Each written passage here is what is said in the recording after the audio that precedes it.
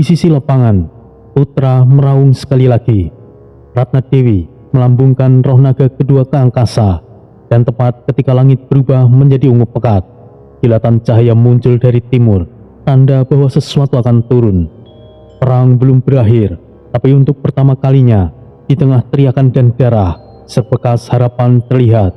Bukan karena mereka lebih kuat dari iblis, tapi karena mereka masih berdiri, dan kadang itu lebih cukup untuk memulai akhir bagi musuh.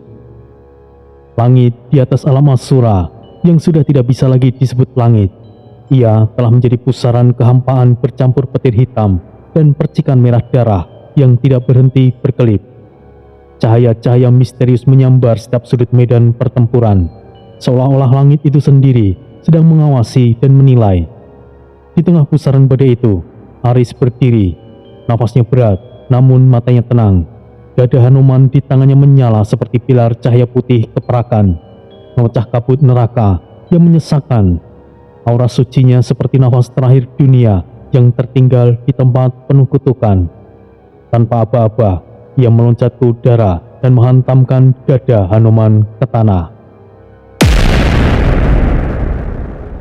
Tanah Asura meledak keluar seperti kaca yang dilempar oleh batu. Gelombang cahaya menyebar ke segala arah, membentuk pusaran suci yang begitu kontras dengan kehancuran di sekitarnya. Sekitar 50 iblis tersapu dalam satu hentakan. Tubuh mereka tidak sempat hancur, mereka menguap menjadi cahaya, meninggalkan hanya bayangan terbakar di tanah yang memutih. Para iblis lainnya mulai panik, menyadari bahwa kekuatan Aris sudah menyentuh tingkat beyond immortal understanding. Aris berdiri, sorot matanya mengunci ke depan. Kami datang ke dunia ini untuk membakar segalanya, dan kalian akan berusaha untuk memadamkannya. Salahkan diri kalian sendiri karena menghalangi kami. Di sisi lain medan, Bloody berdiri membelakangi api yang berkobar. Tombak iblisnya bergetar perlahan, seperti makhluk hidup yang bersiap lepas kendali. Ledakan aura iblis meletus dari dada Bloody, membuat tanah terbelah di bawah kakinya. Gelombang energi hitam menari-nari di sekeliling tubuhnya, membentuk lingkaran takdir di belakang punggungnya, seperti roda waktu kuno. Tombaknya berdenyut, memanjang, membentuk spiral tajam seperti naga dari logam hitam. Bloody terangkat ke udara, seperti dilempar oleh kekuatan dari dalam dirinya sendiri. Matanya merah, menyala liar, dan dari langit, ia melesat turun seperti panah api. Hancurlah kalian semua! 7 iblis dalam satu garis lurus ditembus sekaligus. Tubuh mereka ditancap hingga ke dasar lapangan. Darah mereka menyembur ke atas seperti air mancur neraka, membentuk lingkaran merah yang langsung terbakar oleh aura Bloody sendiri. Bloody mendarat, menancapkan tombaknya ke tanah, menciptakan zona yang tidak tersentuh di sekelilingnya. Oh, luar biasa. Inilah yang namanya pembantaian. Di sisi barat medan, Red Baron muncul perlahan dari balik kabut. Tubuhnya telah berubah menjadi liat sempurna. Sisik-sisik hitam mengeras, wajahnya memanjang seperti iblis kuno, lengkap dengan gigi-gigi taring berlapis dan rambut merah api yang menjuntai hingga ke pinggang. Jantungnya berdetak keras, dan setiap detakan itu menciptakan riak di udara dan sekitarnya. Majulah semuanya! Suara perikan Red Baron seperti auman gabungan singa dan tengkorak. Ia mengangkat tampak besar iblisnya dan terus berlari. Langkah kakinya menggetarkan tanah. Ia menerjang iblis raksasa bertanduk yang berusaha menyerang Aris dari belakang, melompat ke punggungnya dan mencapik daging di antara tulang rusuknya dengan tangan kosong. Sosok iblis itu menjerit. Red Baron mengangkat tubuh makhluk itu ke udara dan melemparkannya ke kerumunan, menciptakan ledakan api darah. 3 iblis yang mengepungnya dari belakang, tapi Red Baron memutar, mengayunkan kampaknya, dan seketika semuanya terbelah dalam sekejap. Kampak iblisnya kini menyala dengan darah dan sihir hitam yang terus membebani tubuhnya. Ia tidak berhenti. Dalam mode leak sempurna, Red Baron menjadi mesin pembantai. Ini menyenangkan. Majulah iblis keparat! Di tengah medan itu, Aris, Bloody, dan Red Baron masing-masing berdiri dalam 3 titik medan yang bersinar, gelap dan mengaum. Aris dengan cahaya putih dari gada Hanuman menciptakan garis perlindungan di sekelilingnya, memancarkan cahaya seperti matahari mini di neraka. Lodi berputar dengan tombak naga logam, menciptakan pusaran gravitasi iblis yang menghisap korbannya. Dan Red Baron berguling dan melompat di antara lautan iblis dengan setiap sabetan kampak dan memotong realitas. Mereka bukanlah barisan, mereka tidak berada dalam formasi, tapi mereka saling melindungi, saling membuka jalan dan mengisi ruang yang satu tidak bisa capai. Satu cahaya, satu kegelapan, dan satu kekacauan. Dan di atas singgasana batu api, Raja Ardos membuka matanya perlahan. Ini saatnya. Mereka akan melihat siapa yang benar-benar memegang dunia ini. Di atas singgasananya yang menjulang dari batu lava hitam berurat merah, Raja Ardos, Raja segala iblis, bangkit perlahan. Suara detak langkahnya menggema lebih keras dari petir langit Asura. Seluruh medan perang terasa mendadak diam, seperti semesta menahan nafasnya sendiri. Langkahnya hanya satu, tapi tanah retak menjalar hingga ke batas tribun timur. Mereka pikir kemenangan bisa direbut begitu saja. Mereka belum melihat murka sejati alam Asura. Raja Ardos mengangkat tangan kanannya, tangan yang terbuat dari batu obsidian bercahaya biru, denyutnya seperti jantung kegelapan. 4 pilar api meledak di 4 sudut lapangan. Pilar-pilar setinggi menara membakar langit Asura, tapi nyala api itu bukanlah merah, bukan kuning, tapi api dari dunia manapun. Ungu, hitam, dan biru neraka, seperti mata-mata dewa yang dipaksa bangkit oleh penderitaan umatnya. Semua iblis yang masih berdiri berlutut tanpa diminta. Mereka tahu apa artinya 4 api itu. Bahkan para iblis yang tidak memiliki mata sekalipun tahu untuk tunduk, karena aura dari nyala itu menembus bukan hanya tubuh, tetapi jiwa mereka. Ini sudah waktunya simfoni kiamat akan dimulai, ucap Raja Ardos pelan, tapi terdengar di seluruh penjuru kota iblis. Dari masing-masing pilar itu terbukalah celah dimensi, retakan berdarah yang menganga seperti luka di semesta. Dan dari dalamnya muncullah 4 sosok. Jenderal Iblis Vermok, sosok pertama berjalan dengan langkah lambat namun tegas. Seluruh tubuhnya tertutup lapisan besi hitam yang bergerak, seolah jubahnya hidup, dan di punggungnya sebuah palu raksasa dengan simbol kuno dari bahasa iblis tertanam, menyalakan cahaya ungu di sepanjang gagangnya. Setiap langkahnya mengguncang tanah, bukan karena berat, tapi karena gravitasinya sendiri seperti menarik realitas untuk menekuk. Tanah retak, udara berdesis, bahkan cahaya dari obor jadi melengkung di sekitarnya. Lirak, dari pilar kedua, sosok ramping dan tinggi meluncur dengan anggun. Ia berkulit merah tua, menggunakan topeng kayu kuno yang menyerupai wajah manusia menangis. Tubuhnya nyaris tidak menyentuh tanah. Tangannya mencoba mencabuk tulang yang berkilau dengan racun hijau. Dan setiap langkahnya membuat rumput mati dan tanah menghitam. Di belakangnya, udara menjadi tipis dan beracun. Iblis-iblis kecil yang berdiri terlalu dekat langsung roboh dan meleleh dari dalam. Naksa, pilar ketiga, terbuka dengan suara siulan tajam, dan dari dalamnya melata sosok iblis bertubuh ular, bersisik hitam dan hijau tua.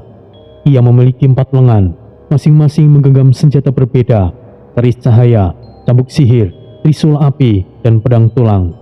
Matanya bersinar putih menyilaukan, dan ia bisa melihat aura, niat, dan kebohongan.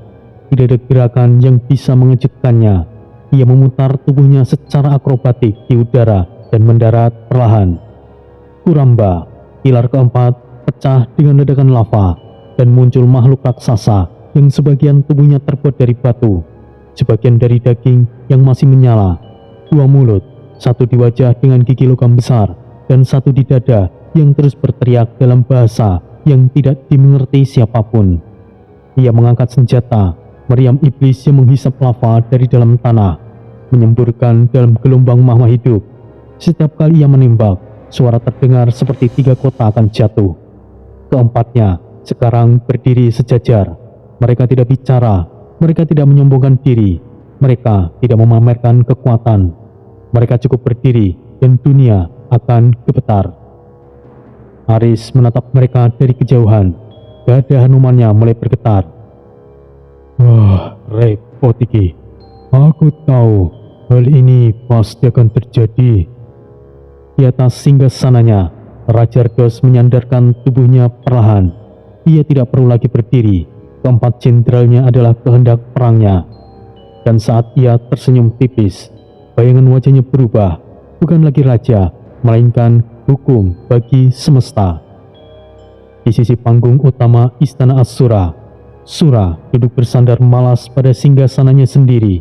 Bukan terbuat dari batu ataupun besi, tapi dari bayangan yang mengeras menjadi bentuk tahta. Kursinya tidak menantang kursi Raja Argos, namun berdiri cukup tinggi untuk melihat sejajar secara simbolis. Matanya yang teduh namun menusuk menatap medan perang seperti seseorang yang sedang mengamati percobaan ilmiah. Dari balik bayangan singgasananya, sebuah tangan ramping dan memanjang keluar. Tangan iblis pelayan yang tidak punya bentuk tetap, hanya siluet, meletakkan secawan logam hitam berisi cairan merah kental di tangannya. Cawan darah mimpi, minuman para penguasa iblis yang mengandung ribuan kenangan dari jiwa-jiwa yang dilenyapkan.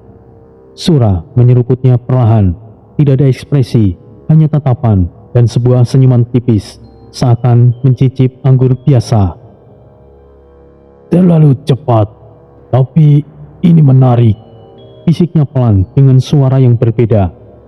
Tidak lama kemudian, 3 siluet muncul di belakangnya, seolah dipanggil oleh detak jantung kegelapan. Tiren, iblis perempuan dengan mata perak dengan rambut menjulur seperti asap. Kael, sosok bersebelum kain dengan logam, dengan mata ketiga di dahinya yang terus berputar. Dan Azel, iblis bertudung gelap, tubuhnya dibungkus jubah yang sobek yang terus mengalir seperti tinta. Ketiganya berdiri dalam diam, tidak tunduk, tidak menentang.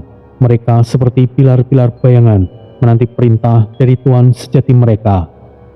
Di atas singgasana utamanya, Raja Argos menatap tajam ke arah bayangan-bayangan itu.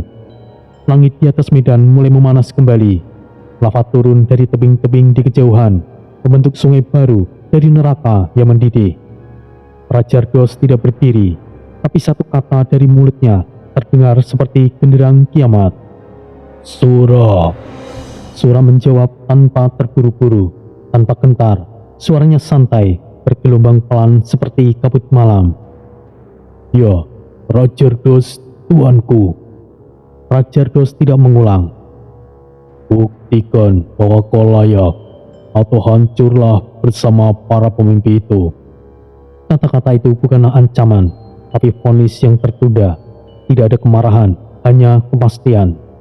Suasana mencengang sejenak, udara menjadi lebih berat, waktu terasa melambat. Sura berdiri, langkah pertamanya tidak berbunyi, tapi bayangan yang mengikutnya membesar, menjulur ke segala arah seperti tinta yang tumpah ke dunia. Cawan darah itu terjatuh, menghantam tanah dengan denting logam, namun cairannya membentuk pola sihir kuno, bukan genangan biasa. Tatapannya masih tenang, tapi kini auranya berubah. Angin berhenti, api menunduk, dan bayangan di sekitar dirinya menari seperti hantu yang bersorak. Suaranya kemudian keluar, bukan sekedar ucapan, tapi ikrar kuno yang telah lama tidur di dalam tulang-tulang semesta. Baiklah, Raja Argos tuanku, aku tidak akan hancur. Aku adalah kehancuran itu sendiri. Langkah Sura menciptakan ledakan tekanan udara. Tanah tempat ia berpijak menghitam, bukan karena terbakar, tapi karena eksistensinya sendiri mengubah hukum sihir. Di belakangnya, Kael mulai membuka mata ketiganya, menyorot langit. Tiren tersenyum sambil menyentuh udara, dan ilusi kabut mulai menyelimuti sebagian medan perang. Azel membuka jemari, dan retakan dimensi kecil mulai terbentuk di sampingnya. Setiap retakan itu seperti cermin pecah yang mencerminkan dunia lain. Dan dari langit jauh di atas mereka, naga bayangan terbang melingkar, mengaum keras hingga tubuh langit Asura sendiri terbelah sesaat. Sementara itu, di area pertempuran, Gada Hanuman bersinar semakin putih di tangan Aris. Tombak iblis memanjang dan memanas di tangan Glodi. Lihat harimau sisik terenggiling putra melompat ke langit dengan raungan suci dan brutal. Sementara di sisi medan, Ratna Dewi menari bersama leluhur, dan Wira, Mahesa, serta Bayu mulai bangkit. Aura mereka kembali menyala.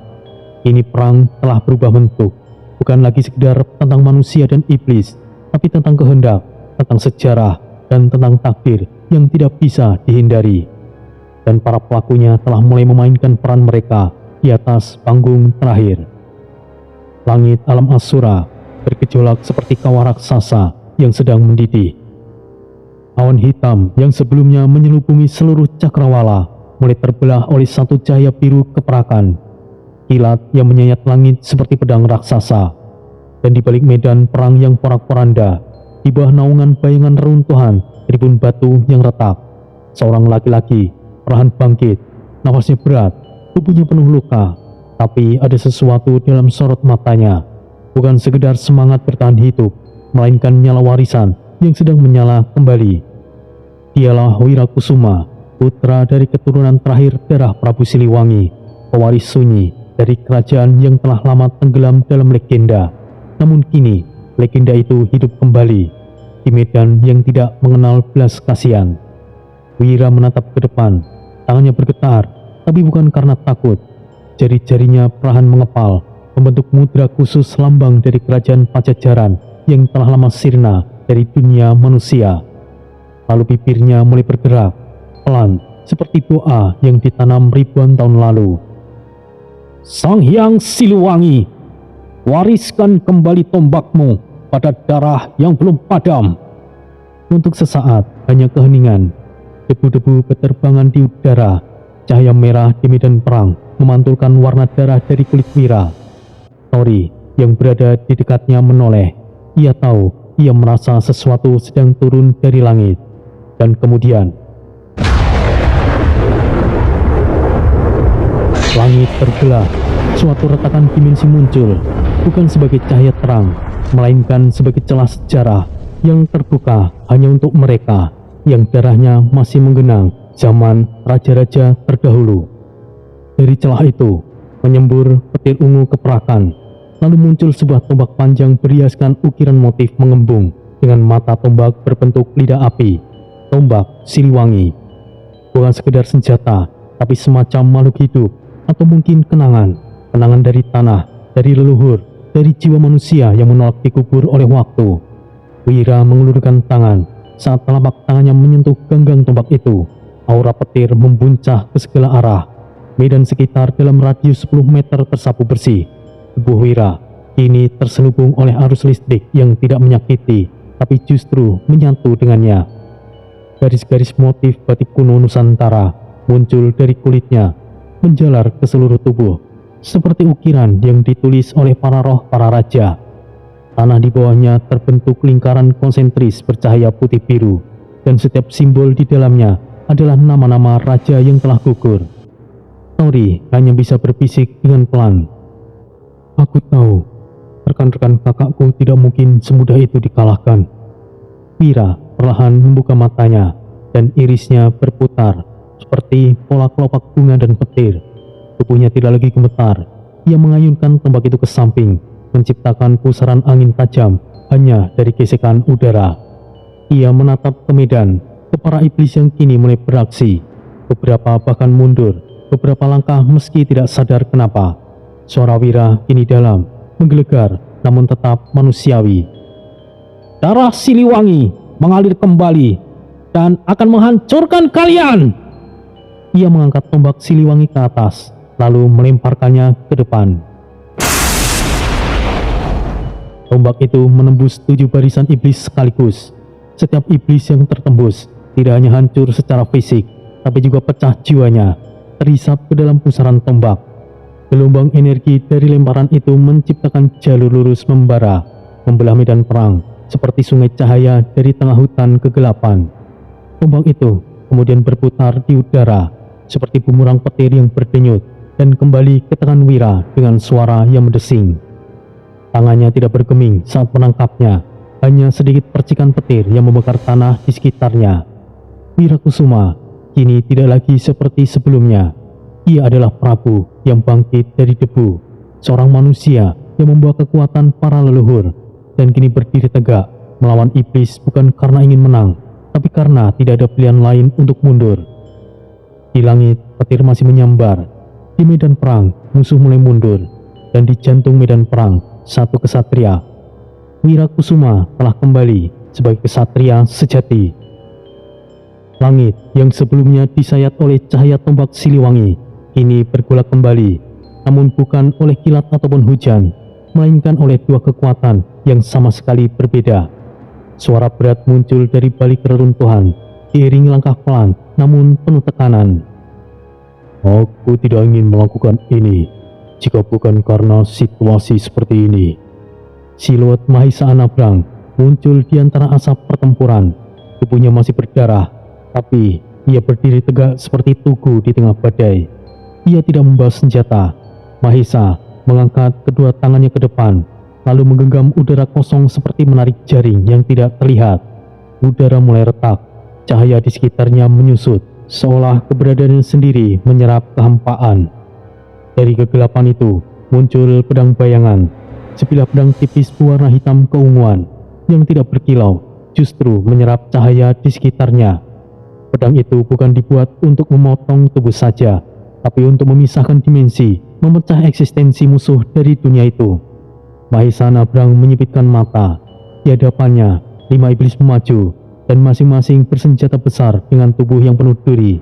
Namun Mahisa hanya mengayunkan satu kali ke udara.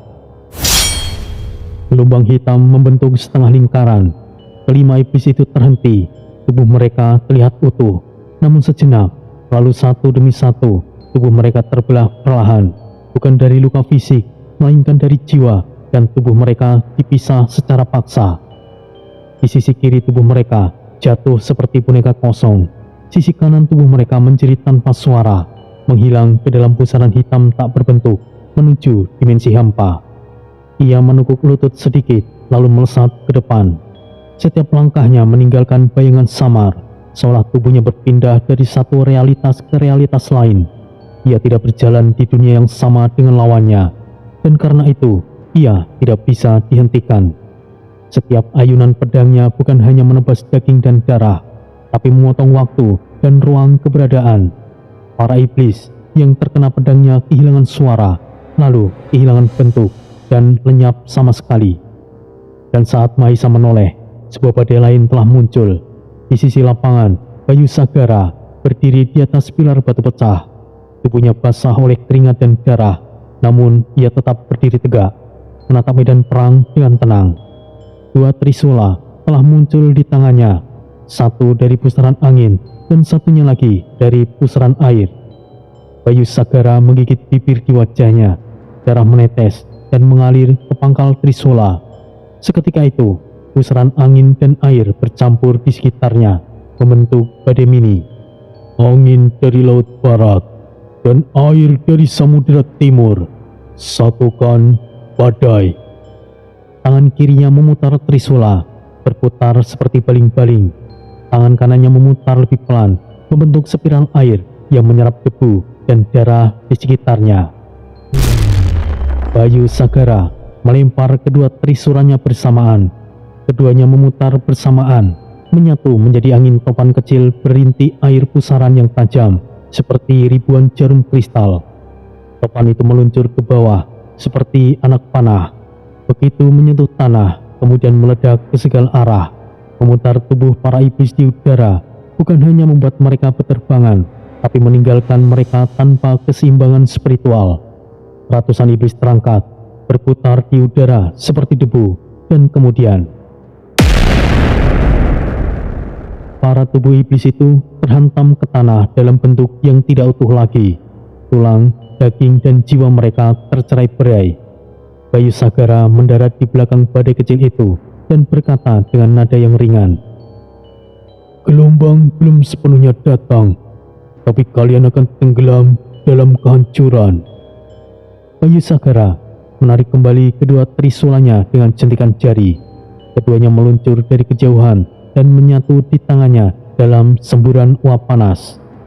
Di belakangnya, Mahesa Anabrang bergabung, berjalan melewati awan jiwa yang masih mengapung. Dua kesatria, satu menyerang tubuh dan jiwa secara langsung, satu menyerang dalam awan dan unsur. Dan dari kejauhan, tiga jenderal iblis yang menyaksikan itu tidak bergerak sedikit pun. Bukan karena ragu, tapi karena untuk pertama kalinya mereka ingin tahu siapa sebenarnya para manusia itu. Langit alam Asura telah kehilangan bentuknya. Tidak ada lagi berwarna merah, tidak lagi hitam. Sekarang itu menyerupai hamparan kabut ungu dan darah yang terus bergerak, bergejolak, seakan langit sendiri tengah menahan isak terakhir. Di antara reruntuhan tribun barat, tempat ribuan pasang mata pernah menyaksikan gladiator berdarah, ini berdiri sosok seorang iblis atau mungkin manusia, Tori. Ia hanya berdiri, tidak melompat maupun menerjang. Di hadapannya, ia menyaksikan Wira yang tombaknya memecah lapisan dunia, Mahesa yang pedangnya memotong bukan hanya tubuh, tapi eksistensi, Bayu Sagara yang trisulanya mengirimkan badai untuk menghukum dosa, dan tidak jauh dari mereka, Ratna berdiri sebagai jangkar leluhur, Putra sebagai harimau terenggiling dari kedalaman Niskala, dan Aris dengan gada sucinya memaksa kegelapan untuk mundur. Mereka semua bergerak, namun Tori masih diam. Ia menarik nafas perlahan, matanya tertutup, tangan kanan menyentuh dada kirinya, di mana tato segel iblisnya berbentuk lingkaran dengan simbol pusaran mata ketiga masih berdenyut dan memanas. Tori membuka matanya perlahan, irisnya sempat berubah menjadi ungu gelap sebelum kembali ke warna semula. Sepertinya ini akan menjadi pertarungan terbesar yang pernah aku alami. Tangannya bergerak ke belakang punggung dan menggenggam gagang pedang yang telah lama tertidur. Ia menariknya perlahan. Tidak ada suara, tidak ada ledakan, hanya keheningan.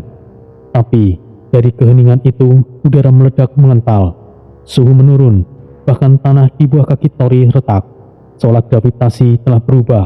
Bahkan para iblis di sekitar sana menoleh, tidak mengerti mengapa punggung mereka menggigil. Pedang itu kini terangkat sepenuhnya. Pedang Dewa Iblis tidak bersinar, namun hitam mengkilap seperti cermin, bukan memantulkan dunia luar, tapi memantulkan apa yang telah disimpan. Dalam bayangan bilahnya, lihat masa lalu Tori saat ia menangis memanggul tubuh Aris yang terluka, lihat masa kini saat ia berdiri sendirian, dan bahkan masa depan, entah surga ataupun kehancuran. Saatnya menyatukan semuanya. Ini tidak akan mudah, tapi aku tidak akan menyerah. Dengan satu langkah, Tori bergerak ke depan. Tanah di bawahnya pecah, membentuk retakan memanjang. Dengan satu lompatan, Tori melesat seperti anak panah yang ditarik dari busur waktu. Jalurnya membentuk lingkungan hitam dan keunguan di langit perang. Di belakangnya, Bloody dan Red Baron saling bertukar pandang. Tidak ada kata, mereka hanya mengangguk dan ikut meloncat. Satu merah darah, satu hitam bergulung seperti kabut, dan tiga siluet kini melayang di langit, lalu menukik bersamaan, seperti petir horizontal yang menyayat tanah lapangan. Getaran dari daratan mereka mengguncang semua sisi medan. Debu dan darah terlempar ke segala arah, menciptakan kawah baru di tengah arena. Para iblis yang terlihat itu diam, bukan karena takut, tapi karena mereka sekarang tahu. Tiga pembawa kematian baru saja masuk gelanggang. Di tengah medan, kini mereka berdiri semua, dan di satu sisi, Wirakusuma, Mahesa Anabrang, Bayu Sagara, Ratna Dewi, Putra Sidan, dan Aris, Bloody, dan Red Baron, serta Tori. Bersama, mereka menghadapi gelombang iblis yang tengah menyerbu. Di lokasi lain, Raja Ardos, sang Raja Iblis yang menatap dari singgasananya, menunggu saat untuk menghancurkan. 4 jenderal iblis, Vermok, Lirak, Nakza, dan Kuramba yang membawa artefak perang dari zaman kehancuran. Sura sang Dajjal duduk di balik bayangan dengan tawa dingin bersama 3 pengikutnya yang telah melihat ujung neraka. Perang itu bukanlah tentang menang atau kalah, tapi tentang siapa yang akan tetap berdiri dan siapa ia akan meledak di akhir. Langit alam Asura seperti menggantung, awan merah darah tidak bergerak, dan waktu seolah tertahan di tengah detik yang enggan berlalu. Angin menghilang, suara lenyap, bahkan jeritan para iblis dan deru perang lain yang mengamuk di kejauhan pun terasa seperti gema hampa yang tidak sampai ke tanah itu. Medan menjadi panggung senyap, dan di sanalah, di antara tanah yang terbakar dan puing-puing api, dua sosok mendekat dari arah berlawanan. Dari kabut pungut tua, dari sisi barat, Sura berjalan perlahan. Jubah hitamnya tidak berkibar, meski seharusnya badai energi menyambut setiap langkahnya, karena tidak ada yang berani menyentuh udara di sekitarnya. Sura membawa semacam ruang mati bersamanya, tempat segala hukum berhenti bekerja. Dua tanduk kecil di dahinya berkilat samar, kulitnya menghitam pekat, seperti lava yang sudah membatu namun menyimpan panas abadi. Di setiap langkahnya, tanah meleleh dan membentuk bekas kaki merah menyala, bekas yang tetap membara bahkan setelah ia lewat. Tiga bayangan mengikuti dari jauh. Mereka tidak datang mendekat, hanya menyaksikan Kael, Azel, dan Tiren yang wajahnya tidak dapat dibaca apakah itu ragu atau hanya kehampaan. Sura berhenti tidak jauh dari Tori. Senyumannya menyeringkai samar, suaranya tenang tapi mengandung nada seperti pisau diasah. Dahulu kau bersumpah atas darahku, Troy. Kau anak buahku, kau pembelaku, dan sekarang ini kau berdiri di depanku sebagai musuh. Tori tidak menjawab langsung. Ia hanya memutar sedikit pedangnya, menghembuskan satu tarikan nafas, dan mendekat dua langkah. Lantai batu di bawah kakinya remuk. Aura ungu merah menari di sekeliling tubuhnya, seperti amarah yang menolak diam lebih lama. Dulu, aku tidak tahu arah, tapi kini aku tahu siapa diriku. Lebih baik menjadi pengkhianat daripada menjadi bagian dari kiamat itu sendiri. Senyap, senyap yang lebih dari kematian. Cahaya di sekitar mereka menjadi bias, suhu berubah aneh, dingin satu sisi dan panas membakar di sisi lain. Di bawah kaki Sura, bayangan muncul seperti tinta menetes ke air, menyebar liar, dan di bawah kaki Tori, percikan cahaya berbentuk garis segi delapan berdenyut perlahan, seperti sebuah nadi. Satu tetesan darah dari jari Tori jatuh ke tanah, dan bukannya mengering, darah itu menyerap masuk dan menyulut tanah menjadi merah. Satu detik kemudian, tanah itu membeku oleh hawa dingin dari langkah Sura. Kontra sempurna, dua prinsip semesta, dua kutub nasib, dan mereka berdiri hanya beberapa langkah dari kehancuran atau kebangkitan. Keduanya tidak bergerak lagi, tidak perlu, karena alam itu tahu duel itu bukan tentang kekuatan, tapi tentang takdir. Dan begitu salah satu dari mereka maju, alam Asura akan mencatat dalam darah dan api. Angin kembali hadir, bukan angin biasa, tapi arus jiwa yang terbentuk dari tekanan energi tinggi yang memenuhi udara. Di sisi kiri medan utama, di bawah reruntuhan tembok lapis obsidian, tiga sosok muncul dari bayangan seperti roh yang dipanggil dari ruang hampa. Kael muncul pertama, dari balik tiang batu yang patah. Sosoknya tinggi dan ramping, mengenakan baju perang seperti terbuat dari kristal yang hidup. Tapi yang paling menyolok adalah matanya, menyala hijau seperti batu giok retak yang menyimpan cahaya kehancuran. Di tangan kirinya, cakram transparan berputar pelan. Cakram itu seperti jam matahari yang tidak pernah diam, tapi berdetak bukan berdasarkan waktu, melainkan niat. Di sisi lain, Lodi berjalan santai. Tombak panjang di tangannya melengkung seperti tanduk iblis yang dipahat dengan ukiran mantra. Mereka berhenti hanya 5 langkah dari satu sama lain. Kael berbicara pertama, suaranya berat namun tenang, seolah berasal dari dalam ruangan yang penuh gema. Kau selalu bermain dengan angka, iblis rolet yang menggelikan. Lodi hanya mengangkat alisnya, senyuman tipisnya dan penuh cemooh. Jika begitu, mari kita lihat siapa yang lebih cepat dan lebih kuat bertahan. Cakram Kael meluncur seperti kilat. Lodi memutar tombaknya, membelokkan serangan pertama. Namun, cakram itu tidak terbang biasa. Setiap lintasannya menembus semesta kecil. Waktu di sekitar jalur terbangnya terhenti selama 1 detik. Angin membeku, debu menggantung di udara. Sial, dia bisa menghentikan waktu sesaat. Namun, wajah Bloody tidak berubah. Ia membisikkan nama angka. 6, 7, 1, 0, 4. Setiap angka membuat tubuhnya berkedip seperti proyeksi ilusi. Gerakannya menjadi tidak bisa diprediksi, mematahkan logika KL. KL tersentak. Kau bisa memecah waktu menjadi pola acak. Itu bukanlah takdir, itu seperti kekacauan. Itulah hidup KL. Kekacauan adalah urutan terbaik yang diciptakan semesta. Asal kau tahu, aku hidup dengan angka takdir. Diriku yang lain disebut sebagai Master of Number. Kau tidak akan tahu sekalipun aku menjelaskannya. Di sisi lain, Azel berdiri tanpa suara. Sosoknya besar, tubuhnya tertutup plat baja hitam yang seperti tumbuh dari kulitnya. Dari punggungnya tergantung 2 bilah pedang lebar, tapi tangannya masih kosong. Wajahnya selalu tersenyum, tapi bukan senyum yang ramah, melainkan senyum seseorang yang menikmati penderitaan. Red Baron dalam bentuk leak sempurnanya melihat seperti hantu pada zaman kuno yang lahir dari sisa amarah nenek moyang. Api hitam berkobar dari tubuhnya, rambutnya terurai dan mata merahnya bersinar liar. Tanpa aba-aba, mereka langsung saling melesat. Tubuh mereka bertabrakan di tengah, menghancurkan puing-puing di sekeliling mereka. Wah, kau bisa meniru gerakanku, tapi bisakah kau tiru kemurkaanku? Azel tidak menjawab. Ia hanya menirukan gaya bertarung Red Baron dengan sempurna. Cakar, pukulan, tendangan. Tapi setiap gerakan itu kosong. Red Baron mulai tersenyum miring.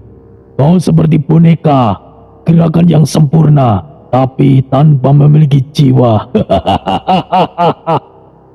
Dengan satu putaran, Red Baron menghantam kampaknya ke dada Azel dan langsung terpental. Azel menirukan serangan yang sama, namun tidak memiliki tekanan yang sama. Kau lupa satu hal, Azel. Kemurkaan tidak bisa ditiru, karena itu adalah suatu emosi yang memang dimiliki oleh setiap makhluk. Red Baron mengarahkan api liatnya. Dalam sekejap, medan tempat mereka bertarung terbakar, bahkan tanah Asura pun ikut menjerit. Sementara kedua pertarungan besar terjadi di kiri dan kanan, Tyrion hanya berdiri diam di antara reruntuhan. Matanya tidak lepas dari 2 sosok, Tori yang kini tengah bersiap melawan Sura, dan Sura yang selama ini menjadi tuannya. Tangan Tyrion meraba di balik jubahnya. Ada sebuah liontin kecil retak, namun masih terlihat samar. Liontin itu hadiah dari Tori, atau lebih tepatnya, Tyrion memungutnya tanpa sepengetahuan Tori saat ia berada di gua pengasingan. Apakah aku salah berpihak padanya? Tapi jika aku memilih Sura, apakah aku masih bisa disebut makhluk yang punya kehendak bebas? Matanya mulai memerah, bukan karena amarah, tapi karena luka yang tidak bisa disembuhkan oleh waktu, luka pengkhianatan dan luka kepercayaan. Tapi ia belum bergerak.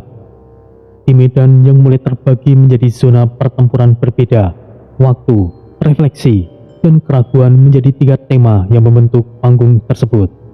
Dan tidak satupun dari mereka sadar bahwa keputusan Tyrion kelak akan menjadi pemicu yang menentukan siapa yang akan menyentuh matahari terakhir di medan neraka tersebut. Langit Asura menggulung seperti awan kematian. Pusaran merah ungu terbentuk di atas arena pertempuran. Cahaya api neraka dan kilau dari jurus-jurus yang bertarung menyatu menciptakan atmosfer seperti mimpi buruk para dewa. Namun di tengah segalanya, keheningan tercipta. 2 sosok berdiri saling berhadapan, hanya dipisahkan oleh nafas dan takdir. Tori menggenggam pedang dewa iblisnya. Aura dari senjata itu mengalir seperti sungai lava hitam, membentuk pusaran dari tanah di bawahnya. Sura tenang seperti batu karang di lautan badai, hanya berdiri dengan tangan kosong. Tapi di sekitarnya, udara terbelah seperti kaca retak. langkah-langkahnya meninggalkan bekas bakar di batu. Kau melangkah terlalu jauh, Troy. Dan kau sendiri terlalu lama dalam bayang-bayang kehancuran Dajjal. Tanpa bicara lagi, mereka kemudian melesat dan saling berbenturan.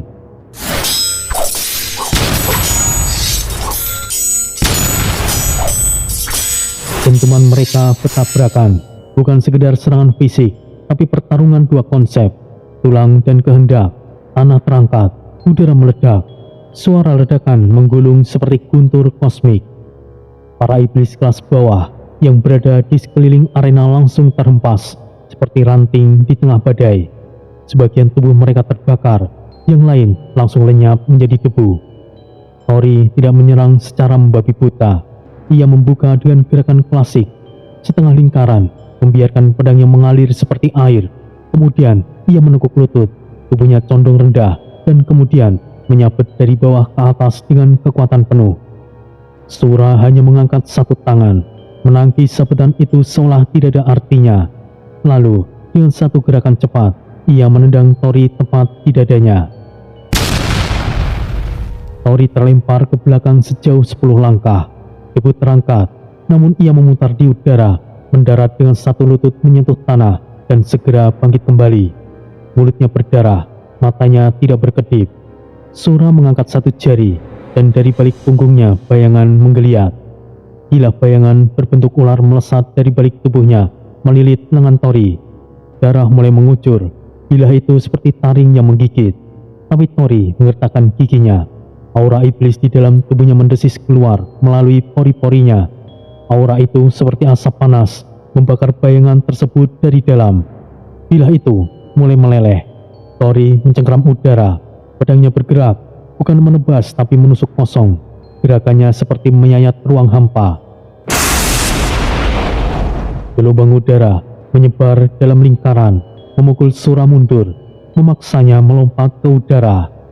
Sura melayang di atas arena, tubuhnya tidak bergeming, dengan terbuka seperti menyambut langit.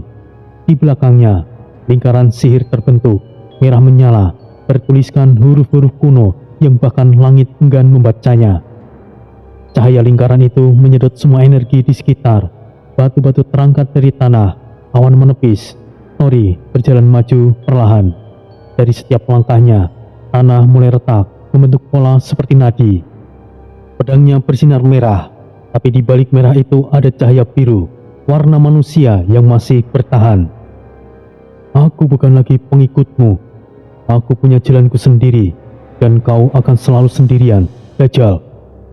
Sura mengarahkan lingkaran sihirnya ke bawah. Tori melompat ke langit. Langit dan tanah kini berada dalam satu garis serang.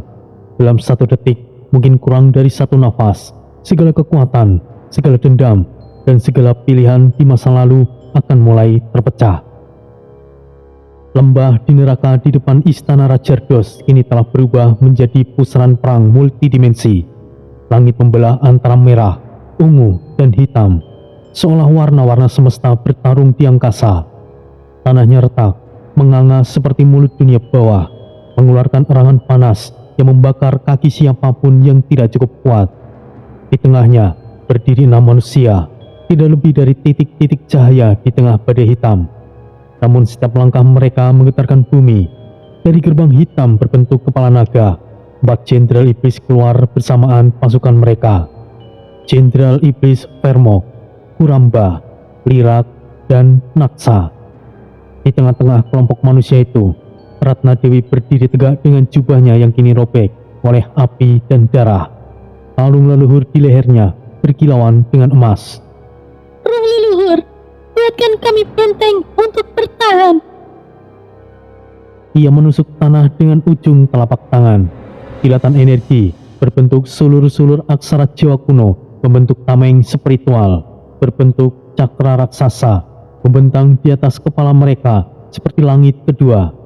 Dan ketika anak panah iblis meluncur, tameng itu memantulkan semuanya. Cahaya suci dan jeritan sejarah bersatu dalam tameng yang membisikkan mantra di masa lalu. Aris dan Wira langsung menyerang Vermok dan Kuramba, karena 2 jenderal itu adalah penyerang garis depan. Mahisa dan Bayu Sagara bertugas menghentikan Lirak dan Naksa. dua jenderal yang mengacaukan formasi dan membaca taktik. Sementara itu, Putra Sidan berubah kembali menjadi harimau sisik terenggiling dan mulai mengacaukan formasi pasukan iblis, menghajar pinggiran, menyeret mereka agar tidak membentuk barisan solid. Semuanya, jangan sia-siakan energi kalian. Gunakan semaksimal mungkin. Vermok mengangkat palunya. Langit menjadi lebih berat. Aris melompat dan gada Hanuman diangkat tinggi-tinggi. Kemudian, dua senjata bertabrakan, membentuk ledakan energi spiritual dan energi gravitasi. Di sisi lain, Wira melemparkan tombak Siliwangi. Tombaknya menancap ke dada Kuramba, tapi tidak melukai. Justru Kuramba tertawa dan membuka mulutnya. Lava menyembur ke arah Wira. Wira berputar di udara. Energi petir meledak dari tubuhnya dan menutup lava tersebut dengan badai halilintar. Majulah, manusia. Sementara itu di posisi lain, Jenderal Iblis Lirak mengayunkan cambuknya.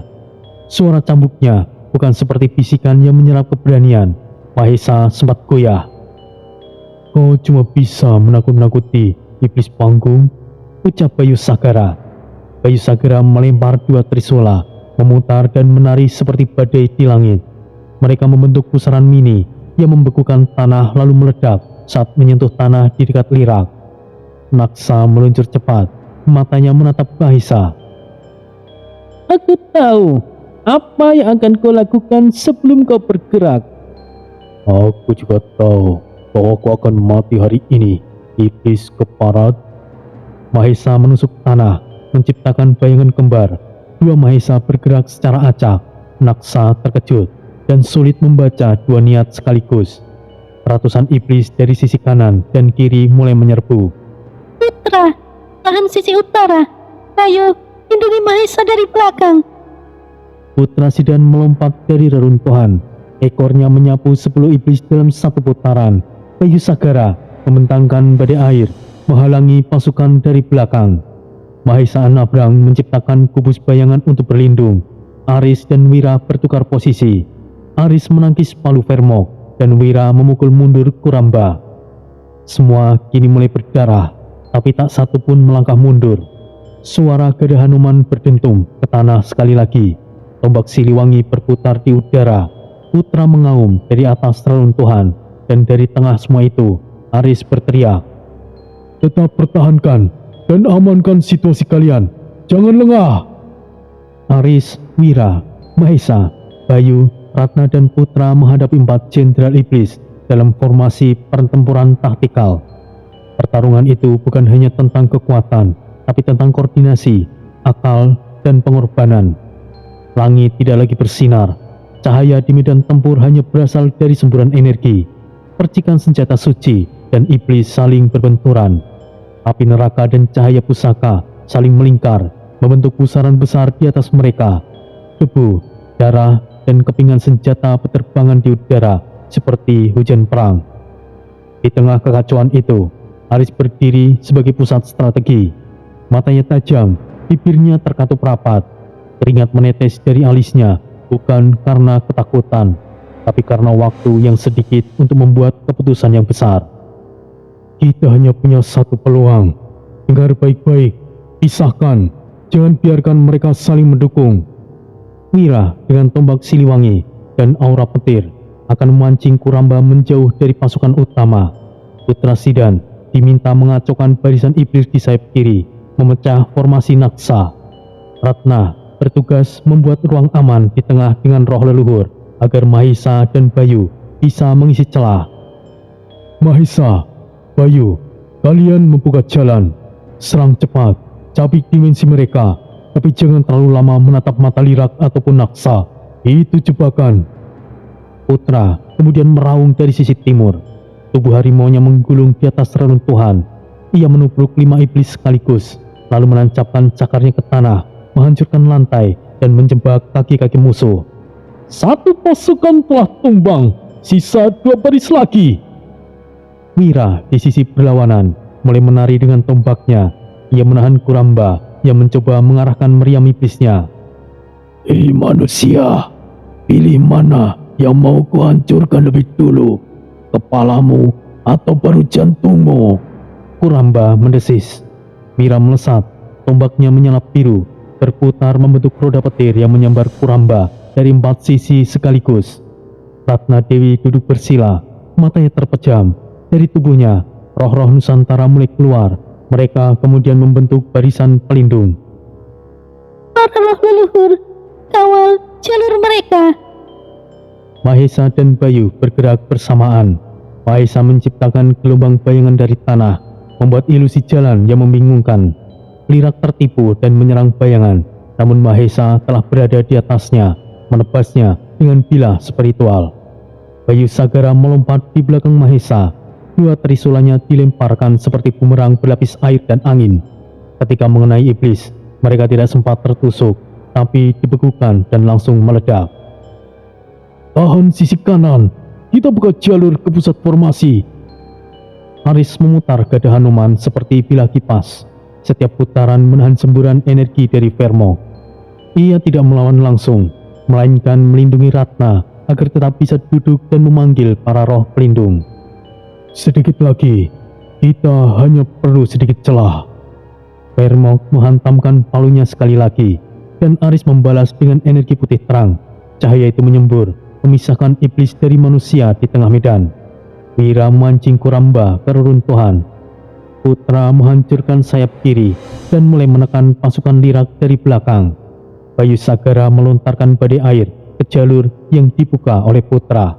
Mahesa Anabrang menusuk Lirak dari sisi sebaliknya seperti gunting menyilang. Ratna Dewi menjaga pusat di atas altar batu, memberikan aura penyembuhan dan perisai kepada semuanya. Aris mulai berdiri, gada Hanuman menyala seperti akan berubah bentuk. Namun tidak semuanya berjalan mulus. Naksa yang selama ini masih pasif akhirnya membuka mulutnya, bukan untuk berbicara, tapi untuk menciptakan mantra dimensi. Tanah di bawah Bayu mulai retak. Bayu Sagara, hati-hati! Mahesa segera melompat, menarik Bayu Sagara dari tanah sebelum terlambat. Kuramba mulai memutar meriamnya ke arah Ratna. Putra menjerit, mencoba menghentikannya, tapi waktu terlalu mepet. Aris berdiri, gada Hanuman berpendar seperti matahari kecil.